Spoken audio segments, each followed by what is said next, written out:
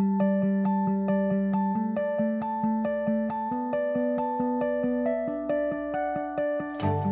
2008, nous avons mené une réhabilitation importante des 310 logements et se posait à nous la question d'investir ce local commun résidentiel qui est au rez-de-chaussée de notre immeuble ici, qui vivait mal, qui était un local qui était convoité par les jeunes qui étaient un petit peu en déshérence. Ces jeunes m'avaient sollicité car ils avaient entendu parler de Saïd sur Lormont et de ses activités de boxe éducative et de son bon réseau. J'ai contacté Saïd donc fin 2008 et début 2009 et la symbiose s'est faite très rapidement car c'est un vrai altruiste, comme je les aime moi. Et voilà, c'était le point de départ de toute cette aventure-là.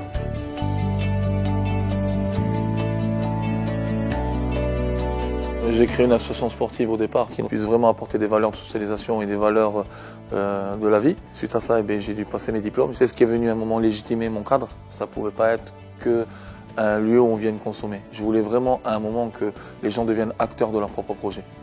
Mais quand on n'a pas de moyens financiers, comment faire? Et c'est là où j'ai développé deux concepts qui sont l'intelligence collective et le capital humain. Une personne qui vient vous donner 20 heures, mais que vous ne payez pas, c'est un capital. Mais ce capital-là, il n'est pas financier, il est humain.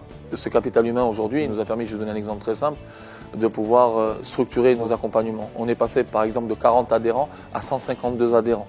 Pourquoi? Parce qu'on est passé d'un éducateur sportif qui était moi à 16 éducateurs sportifs. C'est Majid, éducateur sportif chez nous, qui me donne 20 heures de son temps. C'est Magali qui est là, qui me donne 8 heures de son temps. C'est Jamel qui est là et qui me donne 10 heures de son temps. C'est Christophe qui est là, qui me donne 15 heures de leur temps. Ce temps-là, on va le générer en sport, on va le générer en accompagnement scolaire, on va le générer sur de l'accueil. Ce qui me paraît important, c'est d'inscrire dans le temps l'ensemble de cette dynamique.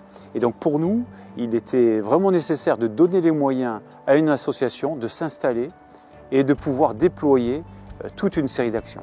Tout seul, je ne peux rien faire. On a besoin d'un d'eux à un moment pour avancer et pour pouvoir travailler.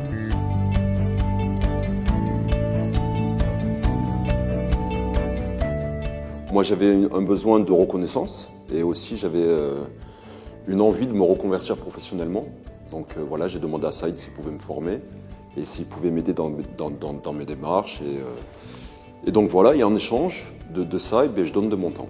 Au fur et à mesure, j'ai passé des diplômes et puis j'ai pu m'investir dans l'asso auprès des jeunes, des personnes handicapées, de pouvoir les aider aussi et les faire évoluer dans leurs projets à eux et par là même d'évoluer moi aussi dans mon projet. Si chacun donne de son temps et de son investissement, ça permet aussi de faire évoluer les choses et faire évoluer les autres jeunes qui, à leur tour, donneront de leur temps et de leur investissement.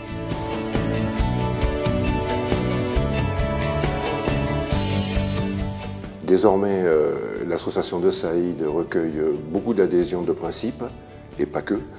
Il y a maintenant un petit réseau de citoyens acteurs qui fonctionne, de citoyens consultants qui sont là pour donner des ressources de connaissances, des bases de connaissances. Ce sont principalement des retraités ou des personnes inactives qui apportent leur savoir mais qui ne souhaitent pas ou qui n'ont pas le temps de contribuer aux actions. Ce projet il a amené beaucoup de choses, mais notamment il a transformé en fait un grand ensemble des années 60 en une forme de village où effectivement nous avons tout un tas de solidarité et de liens entre les habitants. Et c'est aussi Saïd Saïdani qui est extrêmement moteur dans toute cette dynamique que le bailleur soutient à 100%. Dans cette démarche d'innovation sociale, c'est ça, c'est de remettre l'humain et la relation humaine au cœur de nos activités. Donc ça veut dire faire sortir les équipes, mais faire sortir aussi les habitants.